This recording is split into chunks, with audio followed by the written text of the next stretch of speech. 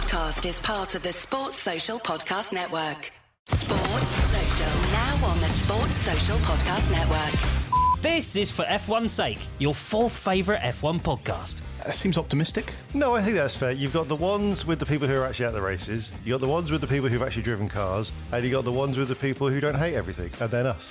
This is For F1's Sake, hosted by someone who's barely a journalist and another person who's barely a comedian. And we would barely talk about F1. Well, we're barely a podcast, to be honest. It works well. Find us wherever you get your podcasts. The Two-Footed Podcast is brought to you by EPLindex.com and our presenting sponsor, Liberty Shield. Liberty Shield is a VPN provider. A virtual privacy network allows you to go online, change your location, access things you're geo-blocked from, while keeping your data safe. So, as an example, if you are a UK expat and want access to BBC iPlayer to watch Match of the Day, or ITV Hub, or all four, but you get that message that says this content is not available in your location, a Liberty Shield VPN gets you around that block, allows you to watch whatever you want on those services while also keeping your data safe. And it goes further than that. It allows you to open up Netflix's entire library by just changing your IP address. Liberty Shield is the #1 rated VPN provider on Trustpilot with 5-star ratings across the board. So go to libertyshield.com right now, use the code EPL25 and get either the hardware package or the software package. The hardware package is a router that you plug into your existing router, and any item you want to change the IP address on, be it your phone or your television, you connect that to the new Liberty Shield router. All other items can remain connected to your existing router. There's also a software package, which is instantly downloadable to your device and you can get using straight away.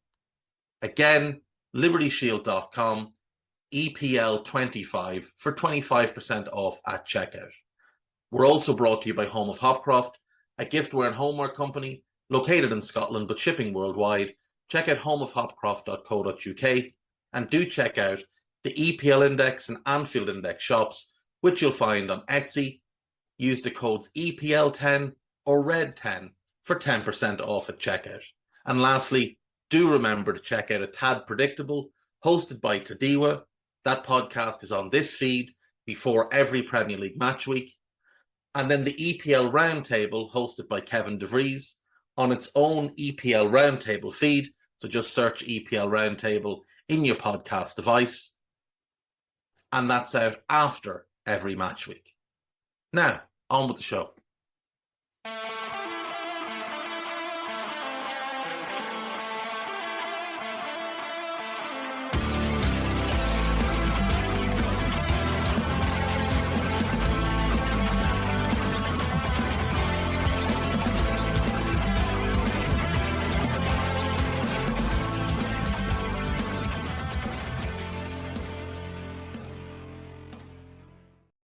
What's good, boys and girls? Two-Footed Podcast. Today is Wednesday. It is the 6th of March. Hope you're all well, having yourselves a pleasant day. We had Champions League football last night, and Bayern Munich showed that they may be down, but they're not quite out. Harry Kane, with 2 goals either side of a Thomas Muller goal, gave them a 3-0 win, and Bayern are through 3-1 on aggregate over Lazio. I have to say, Bayern, you could tell they were properly up for this game. Now, when I saw the team selection, my initial thought was, oh dear, because Eric Dyer was in the team and Kim Min-jae was not. But I did like to see Joshua Kimmich at right back, where he belongs, and Rafa Guerreiro in at left back, giving them a real threat down that left side, with Musiala playing as the left-sided attacking midfielder, drifting in field and creating space for Guerreiro to go. Pavlovic and Goretzka makes more sense in midfield because even though Leon Goretzka is no longer the athlete he was, he is more naturally a box-to-box midfielder, and Pavlovic does like to sit in midfield. So you get a decent balance between them, but Pavlovic is capable of going box-to-box, and Goretzka is capable of sitting in and being physical, though he's considerably smaller than he used to be when there was questions to be asked. Thomas Muller back into the starting 11 as well, and he is well past his best, but he can still make a difference because of his intelligence. Wasn't impressed with Leroy Sané, and I still maintain that Leroy Sané anywhere but left wing is a complete waste of Leroy Sané. I know he's good on the right and whatever. He is an exceptional left winger, and we need more left-footed left wingers in the game. Bayern through. A good win, confidence-boosting win, and they're going to need confidence because they've got a mountain to climb in the Bundesliga. Now, when you look at their fixtures, Mainz, Darmstadt away, Dortmund, Heidenheim away, Cologne, Union Berlin away, Eintracht Frankfurt, Stuttgart away is the big one, Wolfsburg, Hoffenheim. You'd look at that and think, right, Bayern can definitely win 9 of those. They can win 9 of those and get a draw in Stuttgart at worst. They could win all 10. They're capable. They've got the players. They're better than the teams they're playing in every instance there. Stuttgart are the only team really, well, Dortmund are 4th, but, they're still a good way behind Bayern. They could go and win the lot, and that would put pressure on Leverkusen. But the thing for Leverkusen to remember is, even if Bayern win all 10, Leverkusen win 7, they can afford to lose 3, and they win the league because they've got such a lead built up. Plus now, Bayern will have to keep focus on the Champions League. In the other game, Real Sociedad 1, PSG 2. Kylian Mbappe with 2 goals put this tie beyond doubt. PSG were 2-0 up from the first leg. That made it 4-0 in aggregate. That was game over. Mikel Moreno, formerly of Newcastle, scored a late consolation, but that's all it was. And to be fair, Real Sociedad have not been good for quite a while now. Their league form has fallen off massively, and that was a really big indicator that they were going to struggle against a PSG team that put out a very strange lineup with Lucas Hernandez and Beraldo as the 2 centre-backs, with the best defender at the club, Marquinhos, sitting on the bench, with Vitinha starting in midfield over Manuel Ugarte, which just a bizarre decision. But it is what it is, and they're through and they won't care. They're going to win the French league again this year because, reasons. And they are going to go far in this competition. And despite the fact that I think the thing holding them back more than anything is the manager, he is the type that when they get a certain draw in the Champions League, if he's got time to prepare for it, he is very good at preparing his team for a specific opponent. And when you've got Kylian Mbappe, you're always going to have a chance. Like, there's no tie that they're going to go into where they're not going to have the best player. Because Kylian Mbappe, I believe, is the best player in the world. So PSG march on. We have 2 games tonight. Real Madrid home to Leipzig. Real 1 up from the first leg. That as a result of a Brahim Diaz goal in an unconvincing performance by Real. And Manchester City against Copenhagen. Man City 3-1 up from the first leg. De Bruyne. Then they got pulled back and Maatsen equalised. But then Bernardo Silva scored just before half-time and Phil Foden scored in the 92nd minute to give them a comfortable lead. And you'd expect City to cruise through tonight and join Bayern, PSG, and whoever comes out of the Real Leipzig game. I assume we all think it will be Real. Next week's fixtures are actually a bit more interesting because whereas this week there was 2 of them that were predetermined before, everybody thought PSG were going through. Everybody thinks City will go through. The Real Leipzig game is, heavily favoured Real, but Leipzig could pull off the upset. Lazio Bayern was the only one that anyone thought maybe there's an upset to come here. Next week, though, Arsenal play Porto on the Tuesday. Porto are 1 up. Porto exposed Arsenal in the first leg for how naive they are. Barcelona Napoli, that one's 1-1. That one could be really interesting. Dortmund PSV. they're the two weakest teams left in it, really. The winner of that tie is likely who everybody else will want. Although if Porto come through, it would be them or the winner of Dortmund PSV. But that's 1-1. And then Atleti home to Inter holding the 1-0 lead. That one's really finely balanced, and that's interesting. And both of them are teams that other clubs will want to avoid in the next round because they're just not fun to play against. We had a ton of football in the Championship last night.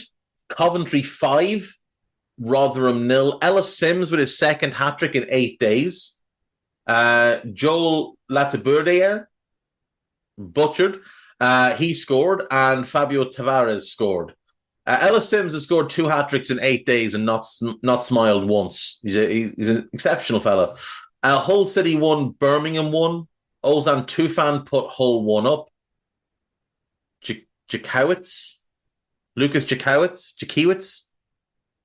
He scored the equaliser in the 82nd minute. Good point for Birmingham away from home there, given their circumstances as well. Blackburn 1, Millwall 1.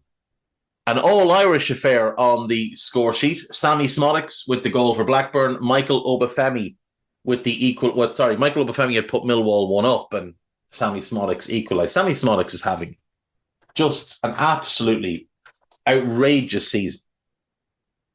Like, it's actually silly how good this fella's playing.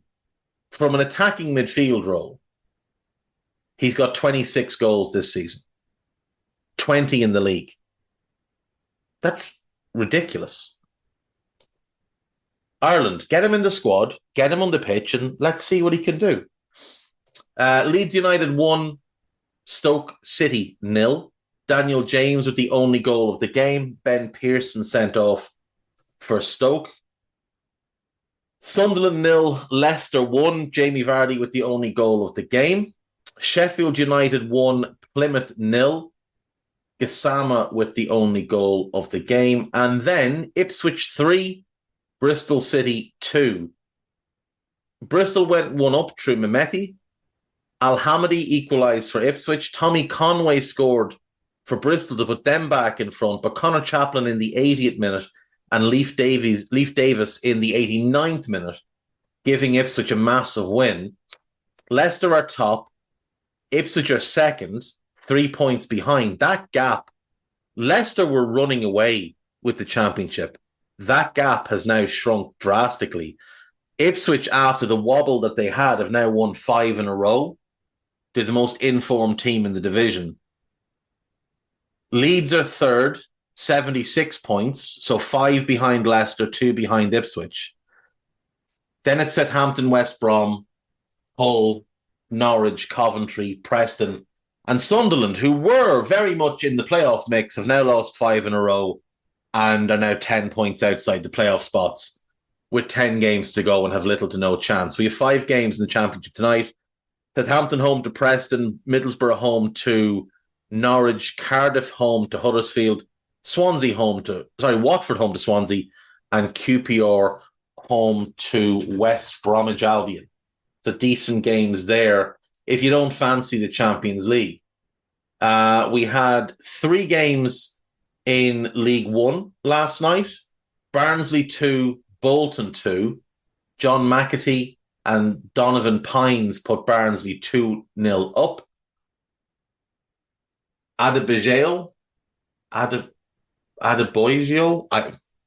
Victor scored.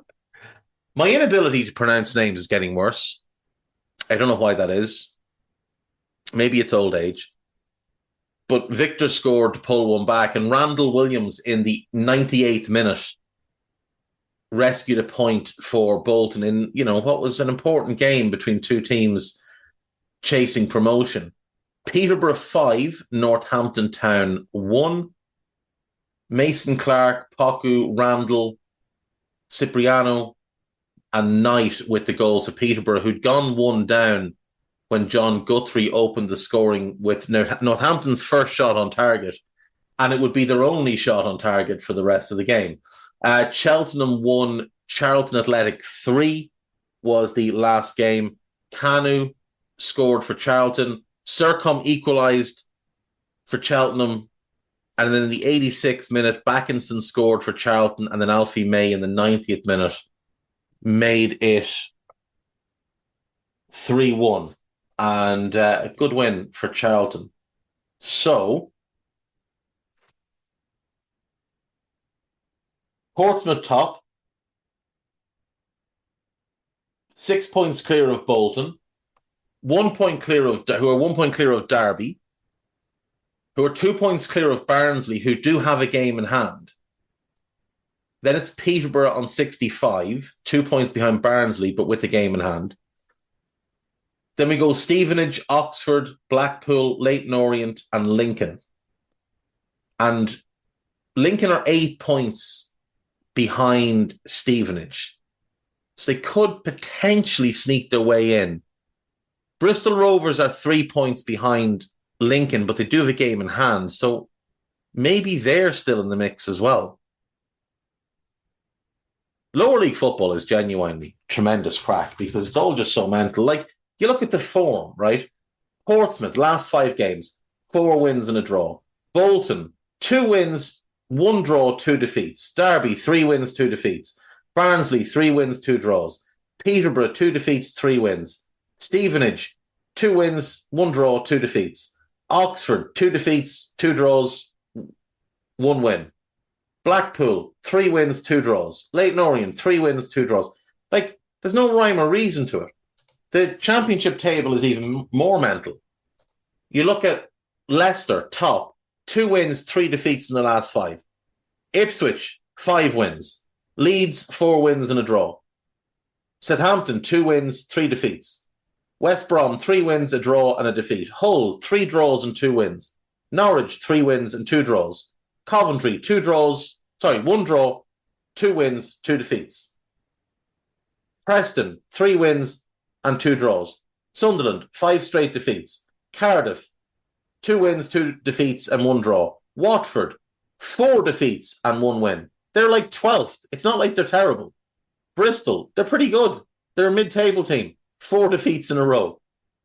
Middlesbrough, 4 defeats in the last 5. It's such a strange... Like, Ipswich are the prime example of this. Ipswich were brilliant to start the season. And they were keeping pace with Leicester for ages. And then they had that big wobble, and it looked like they were going to slip and maybe end up finishing 4th. And now they've put together another good run, and all of a sudden they're right back in the mix. They've actually won 6 in a row, not 5 in a row.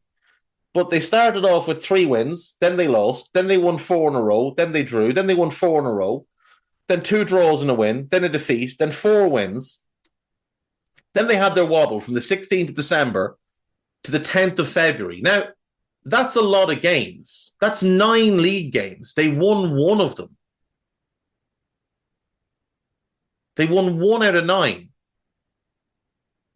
with 6 draws and 2 defeats. Now, in the Premier League, for example, if you were chasing the title and that happened, you'd be dead in the water. Even if you did, like they have, bounce back with 6 straight wins. But because the championship is mental, they're right back in the mix and only 3 points behind Leicester. And if we take a look at Leicester's run, again, they started the season in unbelievable form. Went on an absolute tear and looked like they were going to run through everybody. They won 4, lost 1. Then they won 9.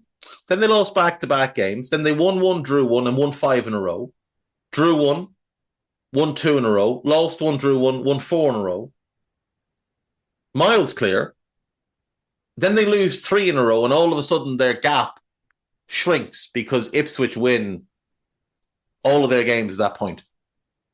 They bounce back, obviously, with the win over Sunderland, which is big, but they've got a couple of tricky games coming up, and it won't be easy for them. They're still going in the FA Cup as well, which maybe is a bit of a distraction for them and not something they need in the chase for promotion. They face Chelsea on the 17th in that FA Cup game, and we'll see. We'll see how they do. They did knock out Bournemouth in the last round, but it's such a strange division. What do we have in League Two last night? I'm pretty sure there was a game or two. There was 5 games. Morecambe 1, Crawley 0. Mansfield 1, MK Dons 2. Barrow 2, Gillingham 0. AFC Wimbledon 0, Grimsby 0.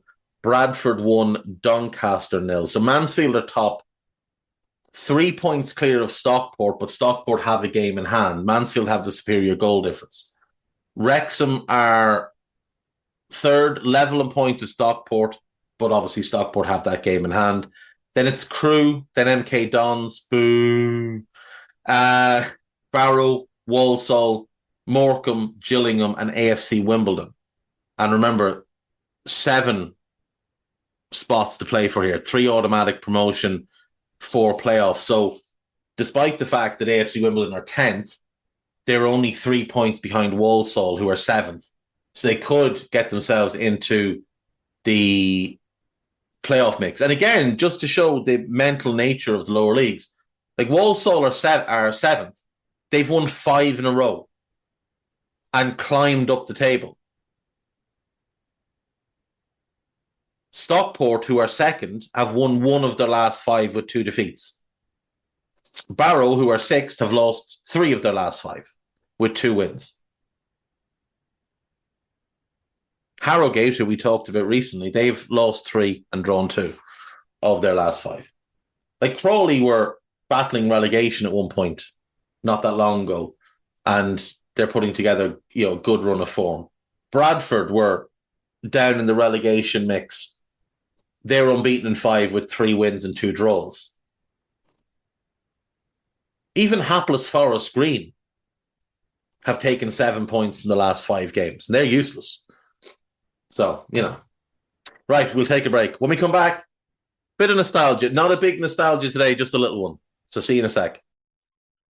Right, welcome back. So, I was thinking the other day about the 1994 World Cup, and I know I've done the 1994 World Cup, but I was thinking about 2 specific teams from that World Cup. And one of them was Romania, and one of them was Bulgaria. Because it was the real arrival of both of those clubs onto the major international stage. Now, Romania, they'd been doing bits for a few years. Obviously, we'd seen Steaua Bucharest win the European Cup in the 80s, and a lot of their players were well known. But 94, they really made their mark. 1990, they'd been quite good. They'd gone out to Ireland on penalties. But in 94, they really made their mark. And the same with Bulgaria. And that was when a lot of people got to know a lot of these players who, had been great players for a number of years, but just had never had the exposure because up until the fall of the Berlin Wall, they were playing in behind the Iron Curtain. Or a lot of them were. Some of them had obviously moved on. But I was thinking about just the best Romanian and Bulgarian players of, my formative years watching football. So I found these lists, which are top 10 lists of Bulgarian and Romanian footballers. So I thought we'd go through them and have a little chat about some of them. Some of them will be before my time. And because their time came behind the Iron Curtain, it's impossible to find any decent footage or enough of the footage to actually make any real sense of how good they were.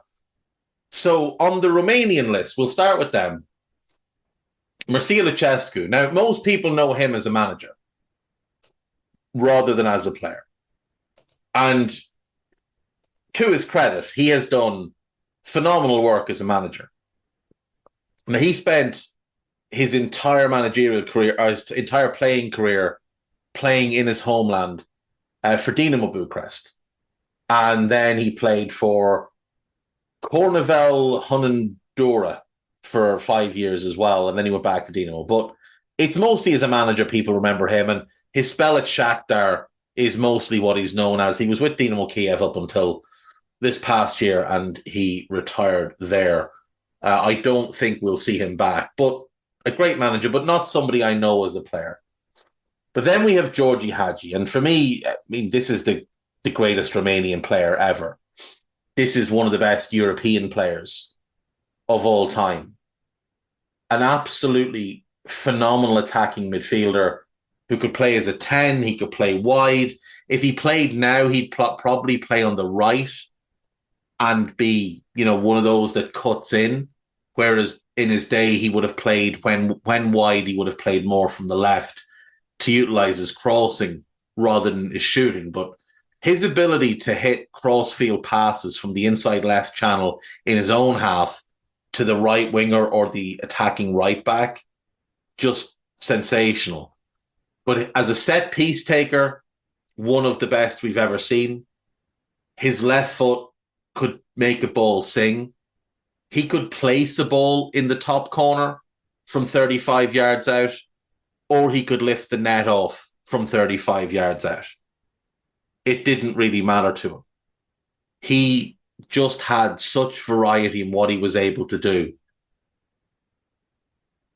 Played in Bulgaria in the early parts of his career, including a 3-year spell with Steaua Bucharest. Then he moved on to Real Madrid, then Brescia, then Barcelona, and then Galatasaray. And Galatasaray was probably his best spell.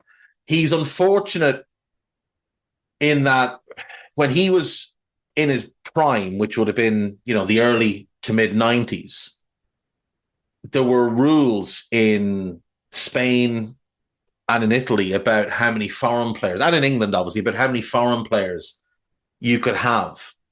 And because he was 25 when he left Romania, when he joined Real Madrid, they already had sort of an established team and they had established foreign players. And he was just a victim of the squeeze, unfortunately.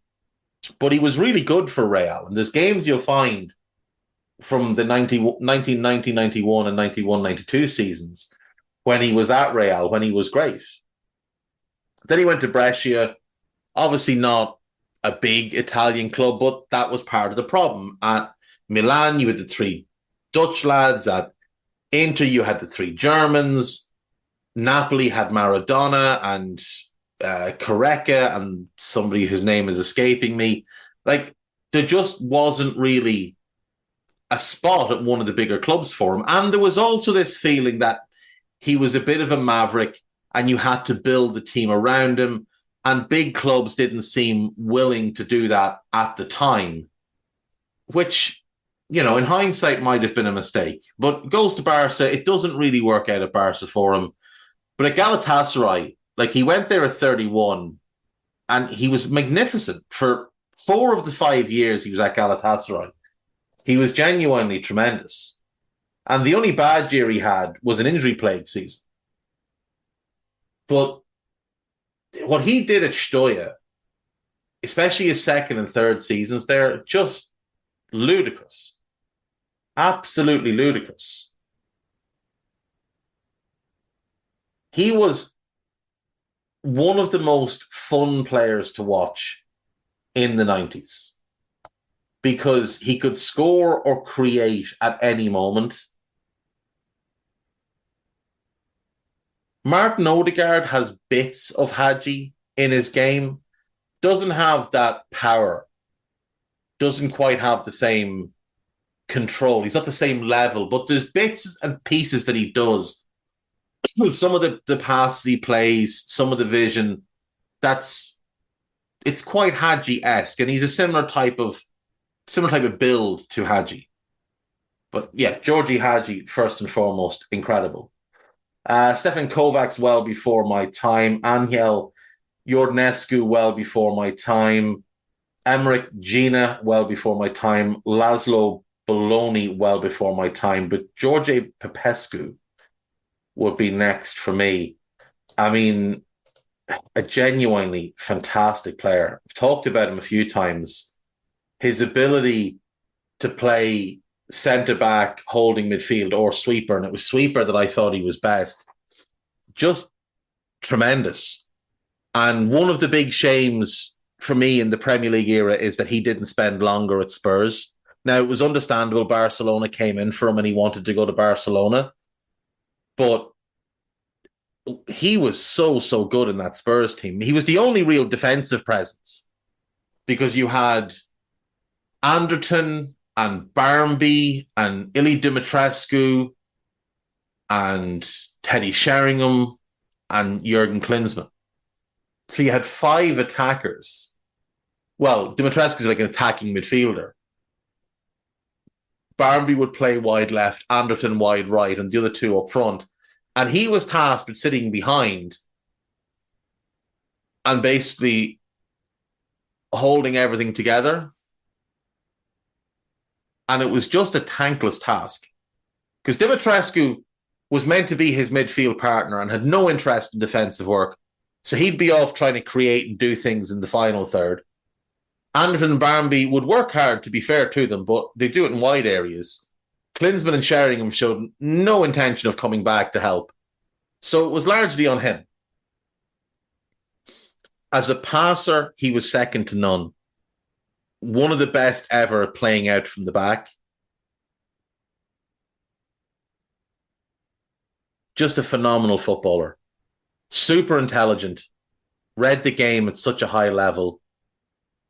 But as a sweeper, like Matthias Sammer is the best sweeper that I've seen at the time, but he would be a close second.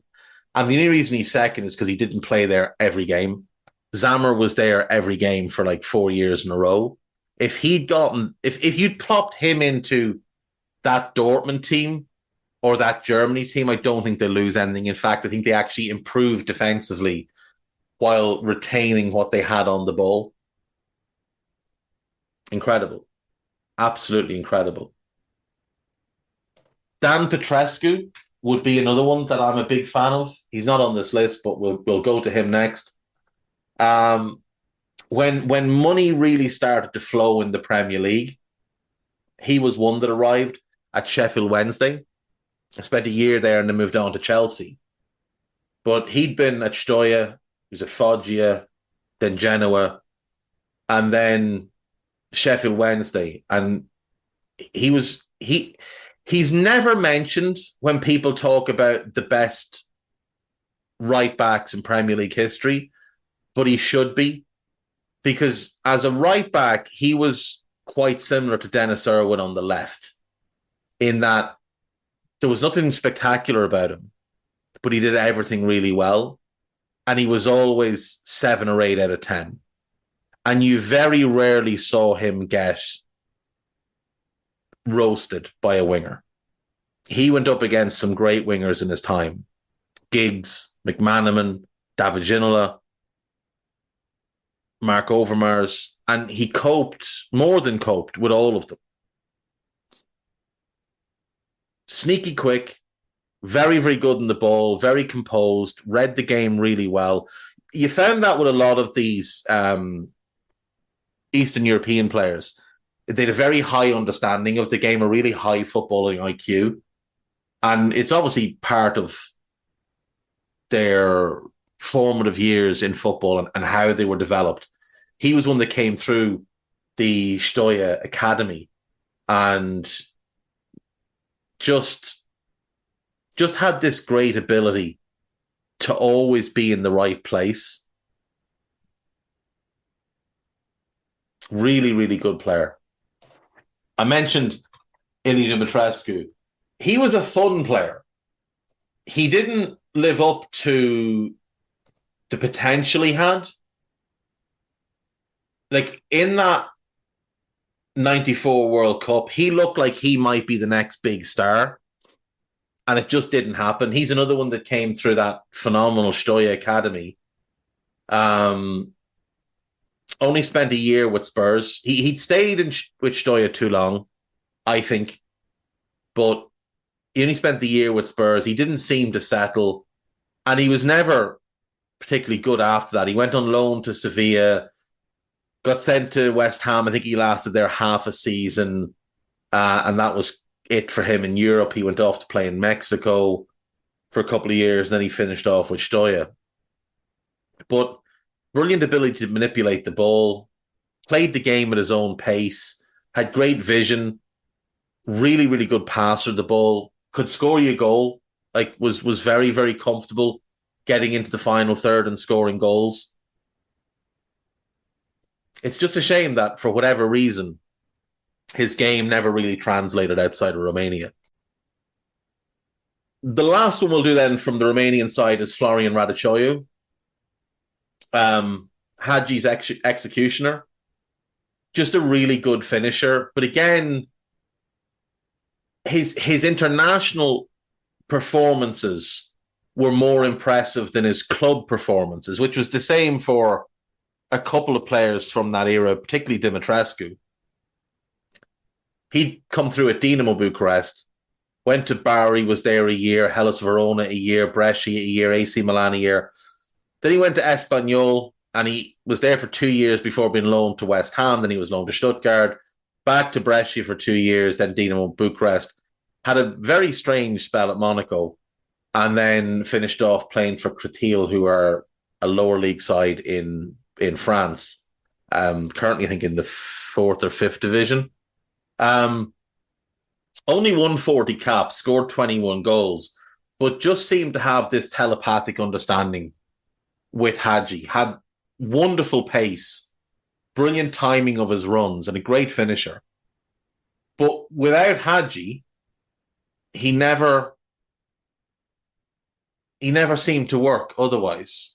It just never seemed to click for him, other than obviously in Romania in the early parts of his career where he did score a decent amount of goals. Never prolific in Romania even, but a decent amount of goals. But after that, it was only really the year at Brescia where I think he got double figures that year. I think he got double figures 1 year at Espanyol. And aside from that, he was very hit and miss. But like I said, with Hagi in that Romania team, he was lethal. He was not somebody you wanted to come up against. And he was a pain in the arse to play against. Moving on to the Bulgarians then. So, obvious place to start. Again, the same list, but the obvious place to start on this list was Hristo Stoichkov, who, very similar to Hagi in a lot of ways, that kind of shorter, stocky, left-footer, explosive power, but could also manipulate the ball in phenomenal ways. Those two, for a long time, were compared. Hagi was more a midfielder, Stoichkov more a forward, but there was so much overlap in their games, so much overlap in even their demeanours on the pitch. Both were quite aggressive. Both could fly off the handle. Stoichkov definitely more so. He was more hot-headed than Hagi. But like Hagi, his club career doesn't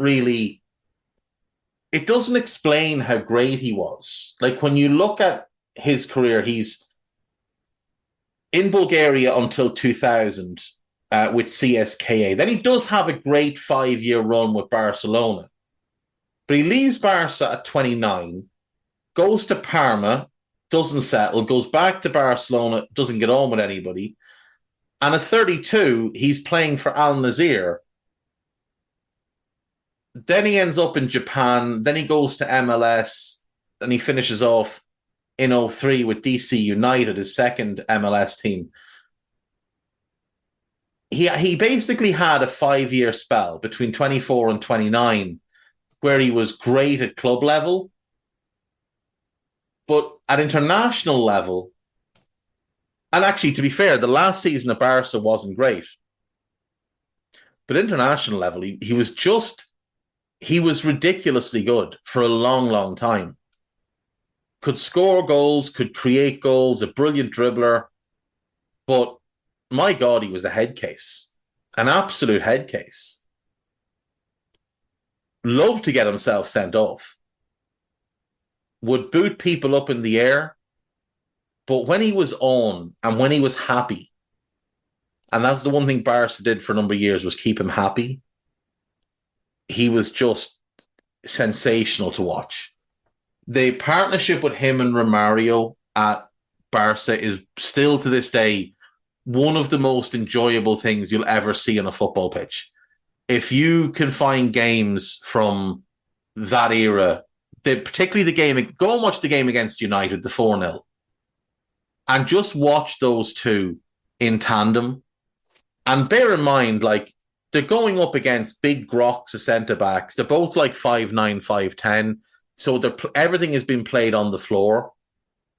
And the movement, the interplay, the skill, the cheek, it's just absolutely incredible to watch. And there's no doubt Hristko Stoichkov is the best Bulgarian footballer of all time. Now, I think it's silly that Hagi wasn't number one on the Romanian list.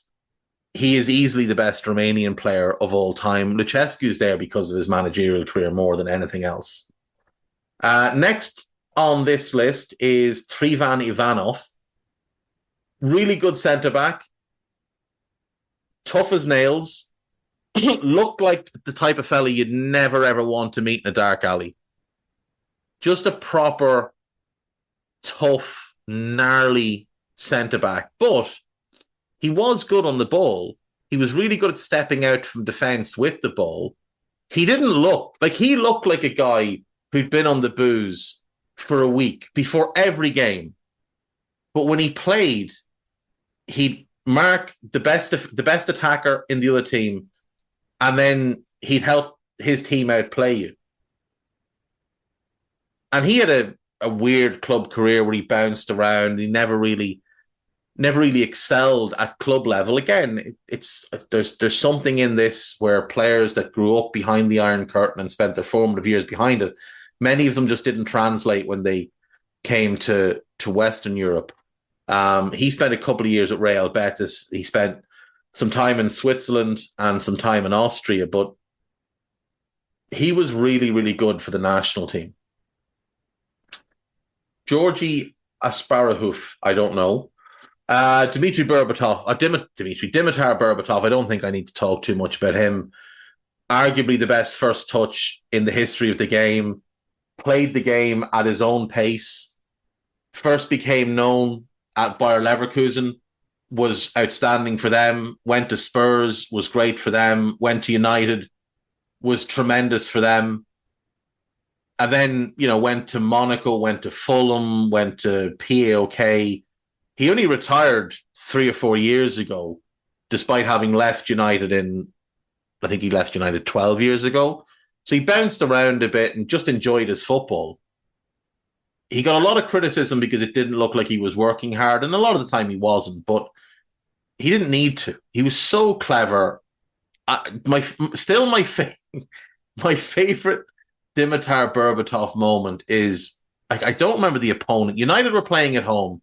They were losing 2-1. And Berbatov was on the bench.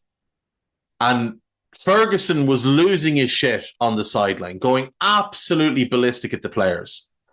And he summons Berbatov, who doesn't really warm up, does a little jog, a little skip, and then appears next to Ferguson, ready to go. And Ferguson is giving him this impassioned speech about what he needs to do, rescuing the team, what the team needs him to do. And you're looking at Berbatov and he's got this real serious look and he's taking it all in. And a normal player sprints onto the pitch, ready to go. Berbatov sauntered onto the pitch. And as he saunters on, Ferguson is looking at him, going, I just don't understand. I've given this guy a top 5 speech I've ever given a player before putting them on. He should be filled with motivation. And he's just wandered on as if it's nothing. And I'm fairly certain United went on to win the game. But the only thing Berbatov stopped short of doing was taking a swig of whiskey, stubbing out a cigarette, and just, taking 2 steps on, throwing his arm up in the air and saying, give me the ball over here. Just brilliant to watch. Absolutely brilliant to watch. The type of player you'd pay money to watch. The type of player that if his team were playing, you'd tune in to watch. Because his skill level was just different class. Dmitry Penev and Petr Shekov would be before my time. Emil Kostadinov, really, really good player. was the strike partner for Stoichkov in the national team in the 90s, could also play on the wing. Now, he did very well outside of Bulgaria. He had a great spell at Porto. Then he went to Deportivo La Coruña. It didn't go all that well, but he did well in a year at Bayern. He did well in a year at Fenerbahce. He just didn't seem to settle anywhere. But he would go into clubs like he did at Bayern and at Fenerbahce, and he'd perform well, and he'd just move at the end of the year. Very, very good player. Very, very good player. Next up is one of my favourite players, Krasimir Balakov. One of the most gifted technical midfielders the game has ever seen. Largely played as a 10. He, again, had a really good career outside of Bulgaria. He played for Tarnova up until 2000 when he was 24. Went to Sporting, was brilliant for them. Him and Figo in that Sporting team, those are some of the most enjoyable games that you'll find anywhere. Absolutely brilliant to watch. Then he went to Stuttgart, and he was great for them for a long, long time. Was just really inventive as a playmaker. Played at his own pace, was never going to be rushed, but worked really, really hard off the ball, and just such a gifted passer. Ivalo Yordanov would be up next for me. Another one that could play up front, could play in midfield. Another one that was at Porto at the same time as Figo and Balakov. Just a really good grafting player. Could get you goals, really good off the ball. Was one of the, it kind of reminded me a little bit of Maxi Rodriguez in that he was one of the first players I ever saw who used to make that blindside run. Like, you'd often hear about people arriving late in the box, but it would be into central areas. Maxi Rodriguez was best known for arriving late into wider areas, and Yordanov was very much in that vein as well. Very, very good player. Very, very good player. And then Jordan Lechkov is the last one. Played in midfield, primarily on the right. Bowled from, I would imagine, the age of about 12. Nicknamed the Magician. Oh, it was the left side he played on, wasn't it? Yeah, it was the left side because thing was on the right side. Brilliant dribbler. Absolutely sensational dribbler. Looked kind of awkward, but you just couldn't get the ball off him. Scored probably the most famous goal in the history of Bulgarian football. That goal against Germany in the quarterfinals of the 94 World Cup. That's probably the most famous goal in Bulgarian football. And he was tremendous. And again, another one that did pretty well once he left Eastern Europe. Went to Hamburg and was great for them. Did well at Marseille. Then went to Besiktas, was pretty good there, and went back to play out his career in Bulgaria. And what I like about him is something, it's meaningless ultimately, but he came through at a club called Sliven, went to CSKA, got the attention of bigger clubs and moved on. After Besiktas, went back to CSKA and then went back to Sliven and finished out where he'd started. And for some reason, I always like when players do that. But yeah, another really good player. Like those teams in 94 were just really, really good. And they were unknown to us because we didn't have the internet and we didn't have all the information that we have now. So when you drew a Romania or you drew, like the only reason we knew anything about Irish people knew anything about Romania in 94 was because we played them in 1990. The only reason most people knew about them was because they'd been at the World Cup in 1990. You know, people didn't have this in-depth knowledge of all these different countries. You'd read about certain players, you'd see certain star players in the Champions League or in the UEFA Cup, or if they were playing in Serie A when Gazzetta Football Italia was on. you'd see them there, but there was none of them in the Premier League prior to 94. And we just didn't see them. You might read about them in World Soccer magazine. There might be a feature piece done about somebody. I remember reading one about Radachoyu before I'd ever seen him and being quite excited to see this lad play. I did miss one actually on the Romanian side, which is Belodedici, the centre back / sweeper, who's one of the greats in that role. Came through at Stoya, won the Champions League with them, went to Red Star, won the Champions League with them. I believe he was the first person to win the European Cup with two different clubs. Went to Valencia, was pretty good for Valencia. And then his career kind of wound down. He moved around, but he played a long time, played up until he was 37, eventually finishing up back with Stoya. Had spent some time in Mexico as well. But he was a great player, like a really cultured ball player. And the biggest reason Popescu didn't play sweeper for Romania was him. Popescu would most often play as the holding midfielder because they had Belodedici. But yeah, just another great player. Johan Lupescu was pretty good.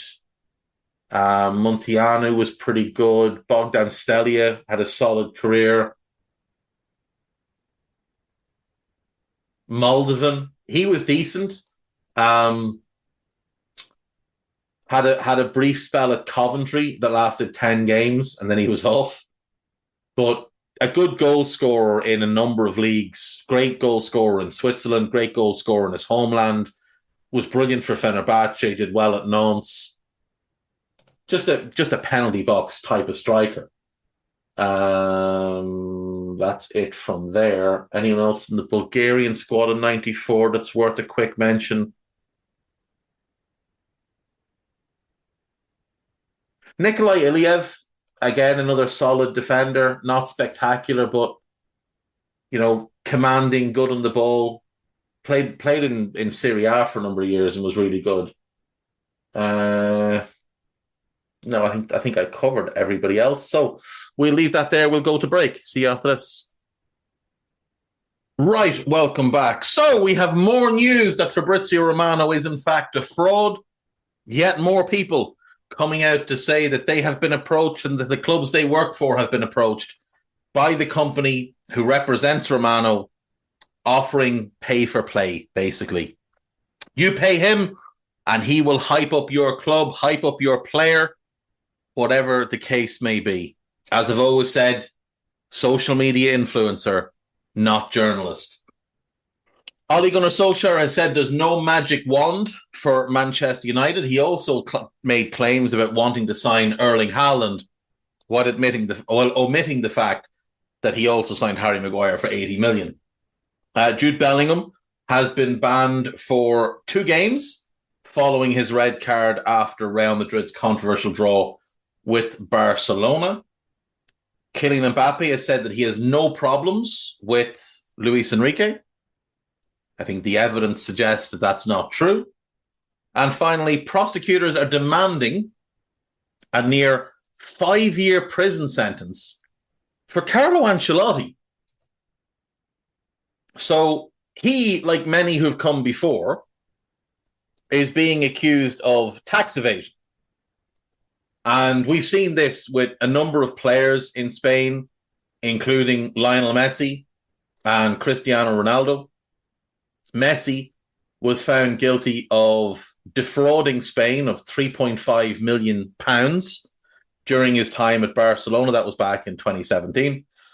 And in 2019, Cristiano Ronaldo accepted a fine of 16.6 million for tax evasion.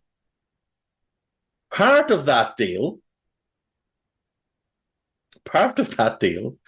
included a 23-month jail sentence. But in Spain, convicts do not usually do time for sentences under 2 years. So Cristiano Ronaldo is a convicted criminal who should have been in prison. Jose Mourinho was also fined. There's been a bunch of other players. It tends to be foreign nationals who are getting paid in other countries, basically.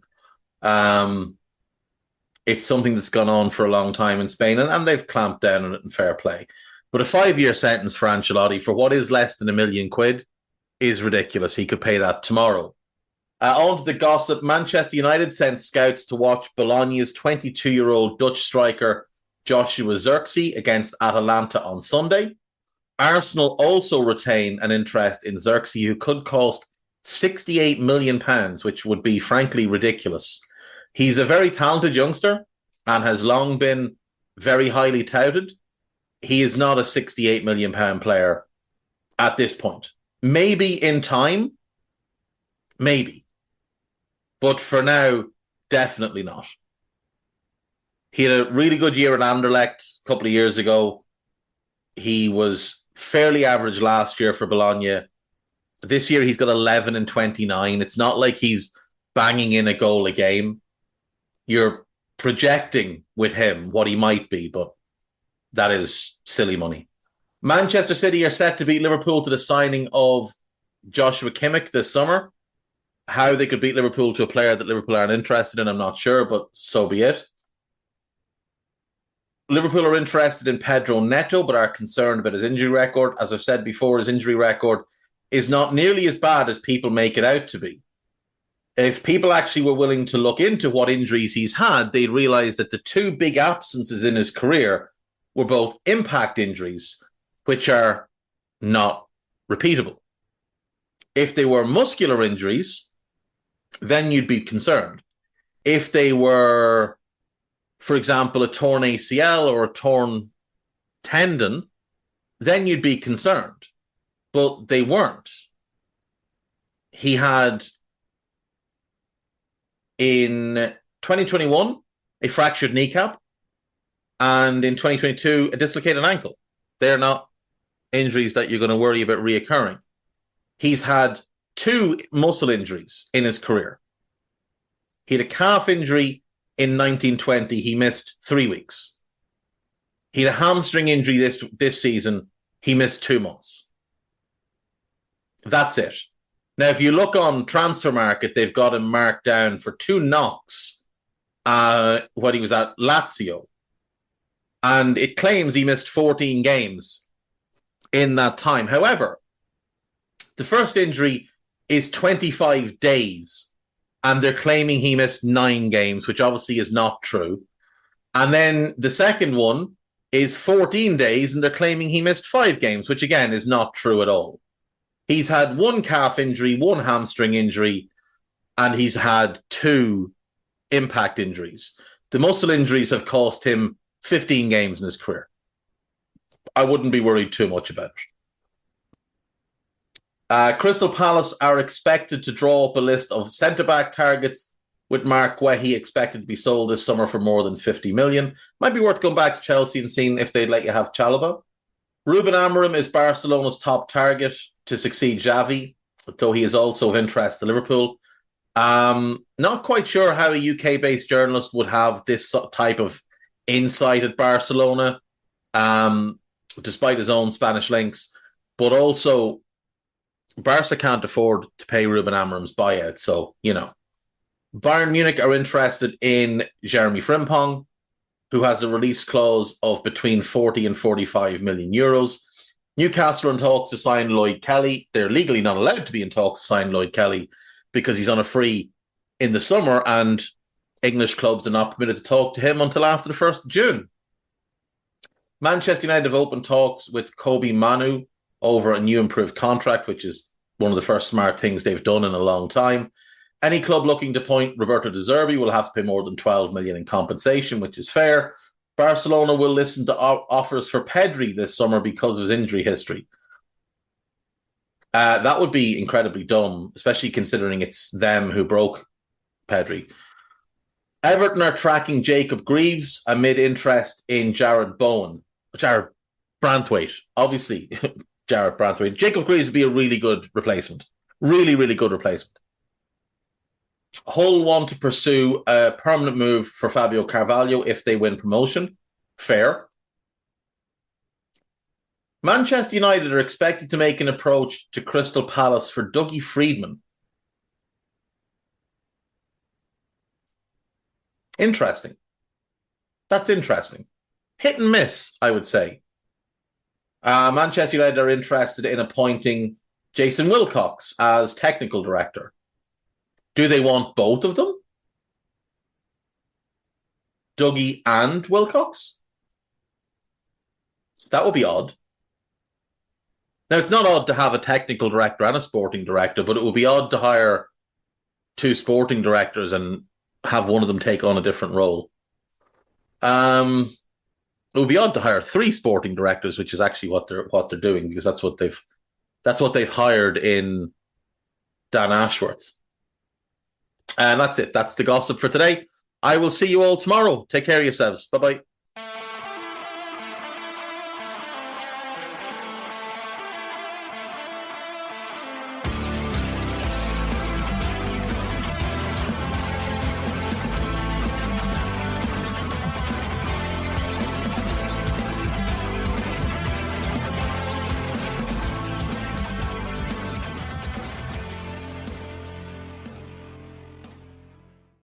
Sports Social Podcast Network.